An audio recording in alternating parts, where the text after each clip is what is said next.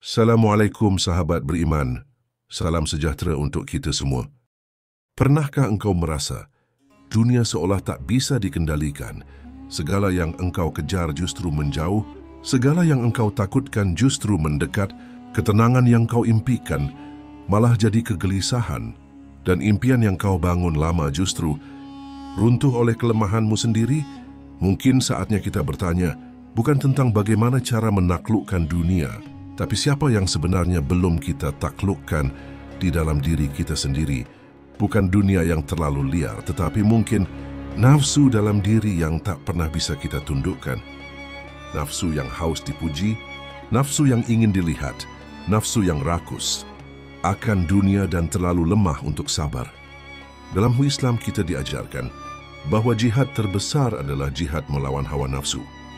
Bukan mengangkat pedang, bukan pula mengangkat suara, melainkan mengangkat kesadaran bahwa dirimu adalah medan tempur yang paling berat. Nabi bersabda, orang yang kuat bukanlah yang pandai bergulat, namun yang kuat adalah yang mampu mengendalikan dirinya ketika marah.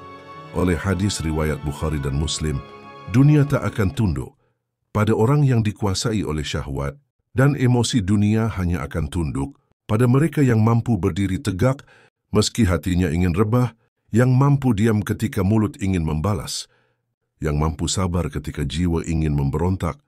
Maka renungkan ini. Siapa yang mampu menguasai dirinya, dunia akan tunduk padanya, sebab dunia hanyalah bayangan dari hati manusia. Jika hatimu tenang, dunia terasa ringan. Jika nafsumu terkendali, langkahmu akan mantap. Inilah perjalanan jiwa yang akan kita bahas. Sebuah jalan sunyi yang tak ramai oleh sorak, tapi penuh kemenangan di dalam hati. Mari kita mulai dengan sebuah pertanyaan sederhana. Sudahkah engkau menaklukkan dirimu sendiri? Hakikat nafsu dan kekuasaannya atas jiwa. Dalam diri setiap manusia, Allah tanamkan dua kekuatan besar yang saling bertolak. Belakang fitrah dan nafsu. Fitrah cenderung pada kebaikan dan kebenaran, sementara nafsu cenderung pada syahwat, kemalasan dan kelalaian. Dua kekuatan ini selalu bertarung dalam jiwa kita. Setiap hari, setiap saat, nafsu bukan sekedar keinginan. Ia adalah dorongan dalam diri yang, jika tidak dikendalikan, bisa menjerumuskan manusia ke dalam kehinaan. Paling dalam-dalam, Al-Quran Allah menyebut tingkatan nafsu manusia. Salah satunya, sesungguhnya nafsu itu selalu menyuruh kepada kejahatan. Quran Surat Yusuf ayat 53, nafsu tak mengenal cukup, ia meminta hari ini, menuntut lebih besok, dan tak pernah puas lusa. Ia bisa menyamar sebagai rasa cinta, padahal hanya obsesi.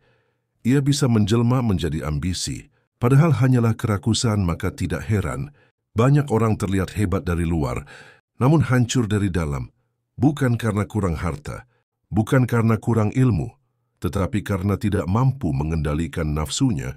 Sendiri lihatlah Karun, ia bergelimang harta, tapi celaka karena nafsu rakusnya.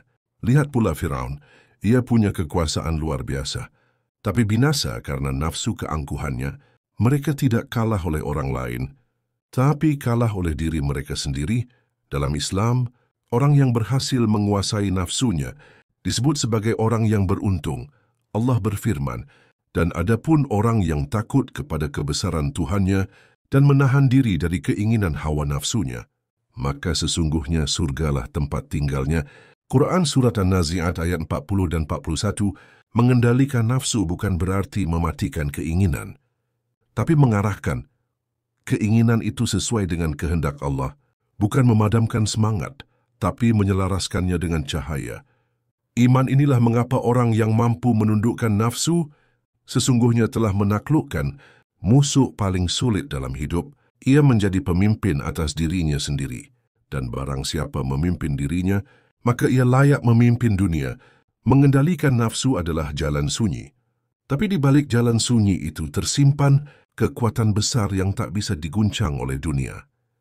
Manapun tanda-tanda orang yang dikuasai nafsu, tak semua orang sadar bahwa ia sedang hidup di bawah kendali nafsu.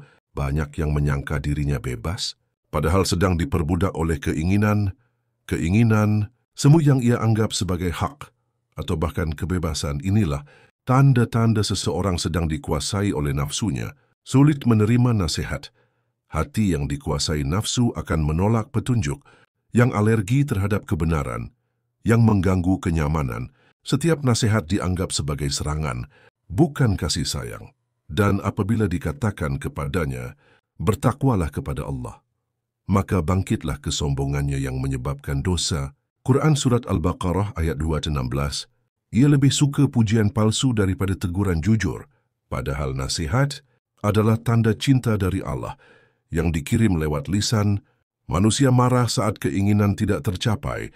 Orang yang dikuasai nafsu sulit mengendalikan emosinya. Ia merasa bahwa segala sesuatu harus berjalan sesuai dengan kehendaknya.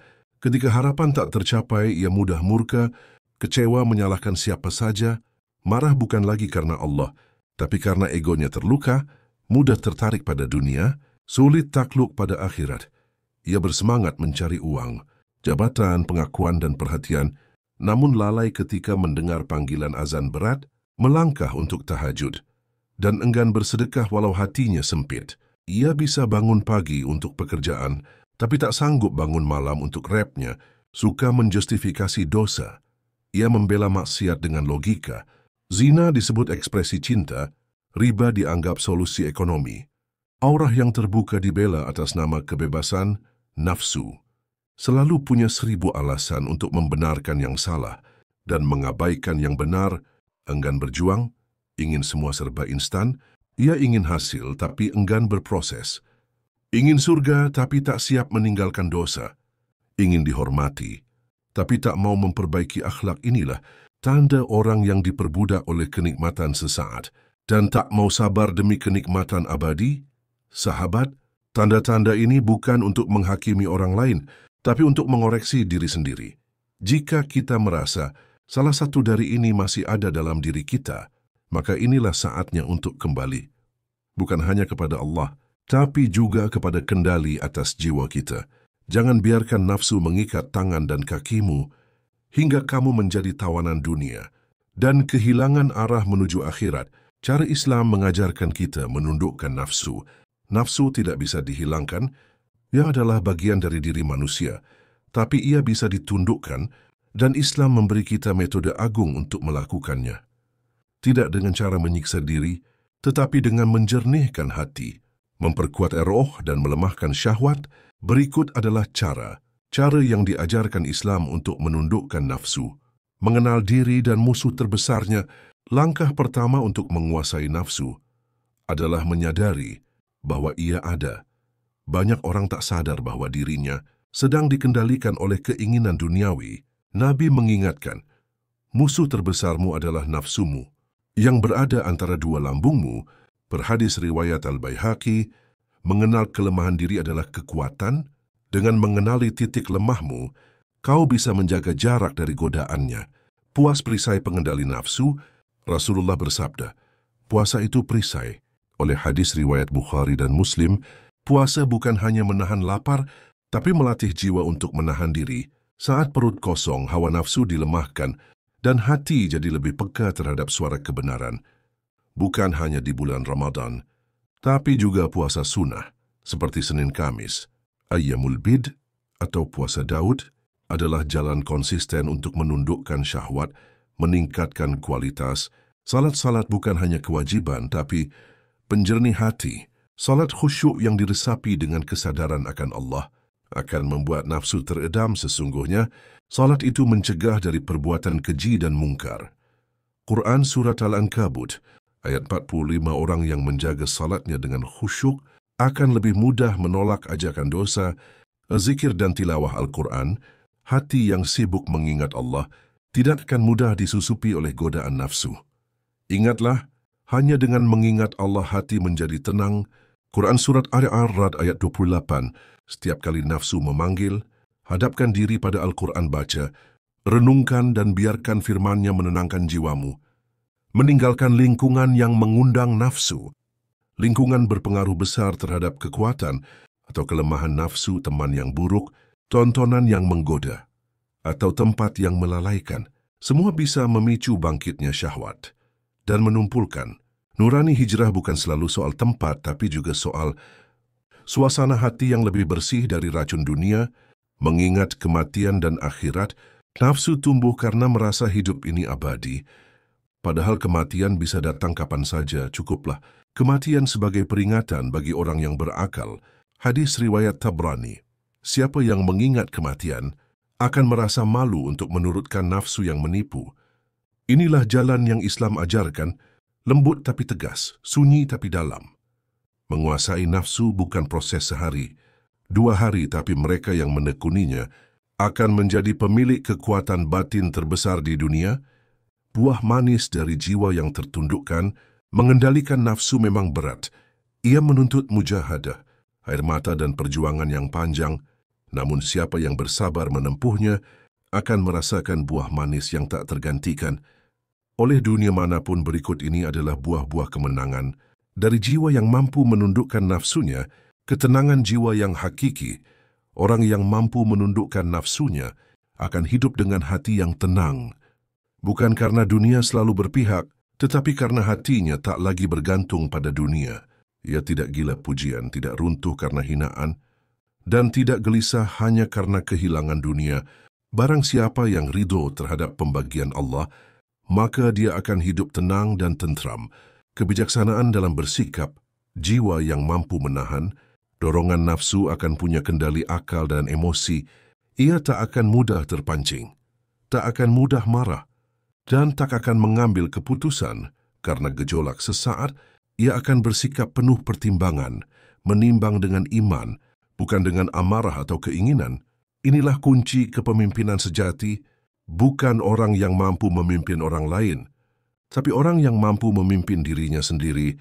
Kemerdekaan sejati manusia mengira kebebasan adalah mengikuti semua keinginan, padahal itu justru bentuk perbudakan paling halus.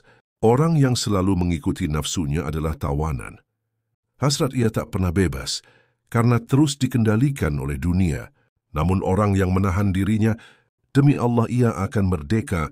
Ia tidak diperbudak harta, tidak dipaksa oleh ambisi, dan tidak digiring oleh tren. Ia berdiri kokoh dengan prinsip, meski seluruh dunia berjalan ke arah sebaliknya, dunia akan tunduk. Padanya inilah janji hakiki. Siapa yang mampu menguasai dirinya, maka dunia akan tunduk padanya. Ia mungkin tidak memiliki harta melimpah, tapi wibawanya membuat orang segan. Ia mungkin tak duduk di singgasana dunia, tapi jiwanya memiliki keagungan yang lebih tinggi dari tahta manapun. Dunia akan segan pada orang yang jiwanya tenang. Orang-orang akan menaruh hormat pada jiwa yang tidak serakah. Bahkan dunia akan datang dengan sendirinya. Kepada orang yang tak lagi menjadikannya tujuan utama, kedekatan dengan Allah. Puncak dari keberhasilan menundukkan nafsu adalah kedekatan dengan Rabbul Alamin. Allah mencintai hamba yang mampu menahan diri deminya, yang menangis dalam sepi karena takut melanggar, yang menundukkan pandangan karena menjaga kehormatan, yang lebih memilih sabar meski disakiti. Dirimu adalah tahta yang harus kau taklukkan. Wahai jiwa yang berjuang, ketahuilah bahwa musuh terbesarmu bukanlah dunia yang penuh tipu. Daya bukan pula orang-orang yang membencimu, melainkan dirimu sendiri. Jiwa yang lemah jika tak ditempa, nafsu yang liar jika tak dijaga. Banyak manusia sibuk menaklukkan dunia, mengejar kekuasaan, jabatan harta, dan pengaruh, namun mereka lupa menaklukkan tahta sejati dalam hidup. Hatinya sendiri, padahal dunia ini fana, segala yang kau kejar akan pergi, dan segala yang kau pertahankan akan hilang pada waktunya. Namun jiwa yang tertundukkan karena Allah akan menjadi abadi dalam kemuliaan dunia dan akhirat. Bayangkan betapa indahnya hidup jika kita mampu menguasai amarah, menahan syahwat, mengendalikan lisan, dan menjaga pandangan. Betapa damainya dunia jika manusia lebih sibuk mengoreksi diri daripada menyalahkan orang lain. Betapa mulianya seseorang yang tak silau oleh gemerlap. Dunia karena cahaya imannya jauh lebih terang dari apapun yang ditawarkan oleh kehidupan. Fana ini sungguh nafsu bukan untuk dimusnahkan, tapi ditundukkan. Ia adalah ujian, tapi juga jalan menuju derajat yang tinggi di sisi Allah. Sebab hanya dengan menaklukkan nafsu, kita bisa menjadi hamba yang sejati, Jangan kau jadikan dirimu budak dunia, karena dunia diciptakan untukmu, bukan kau untuk dunia. Kita semua sedang berjalan menuju perjumpaan dengan Allah. Di sana tak ada yang ditanya tentang berapa harta yang kau kumpulkan atau seberapa tinggi jabatan yang kau duduki. Yang ditanya adalah seberapa bersih jiwamu dan seberapa besar perjuanganmu melawan nafsumu. Maka kuatkan langkahmu, latih hatimu, dan katakan pada dirimu sendiri, aku tidak akan membiarkan hawa nafsu menguasai hidupku, karena aku diciptakan bukan untuk menjadi budak keinginan, tapi pemimpin atas jiwaku. Kuasai nafsumu, maka dunia akan tunduk padamu, bukan karena kau mengejarnya, tapi karena jiwamu telah lebih tinggi dari apapun yang bisa ditawarkan dunia.